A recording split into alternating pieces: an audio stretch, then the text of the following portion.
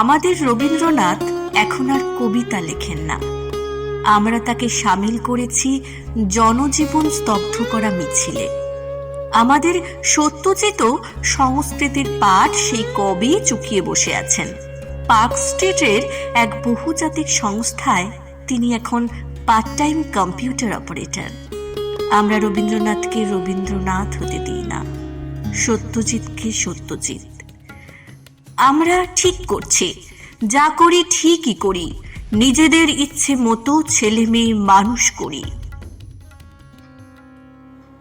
আমরা নরেনকে বিবেকানন্দের দিকে বাড়তে না দিয়ে ঢুকিয়ে দিয়েছি সাইবার ক্যাফেতে।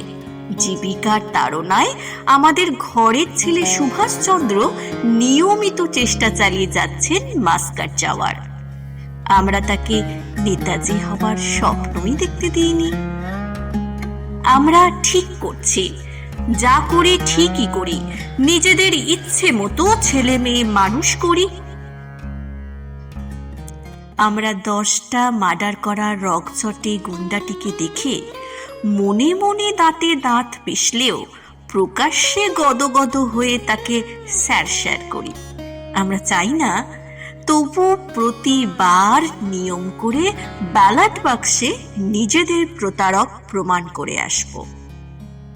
আমরা আমাদের অসাধারণ তবলাবাদক ছেলেটির পিছনে 8টা প্রাইভেট টিউটর রেখে তাকে একটা 3য় শ্রেণীর ইঞ্জিনিয়ারিং কলেজে ম্যানেজমেন্ট কোটায় ভর্তি করাই।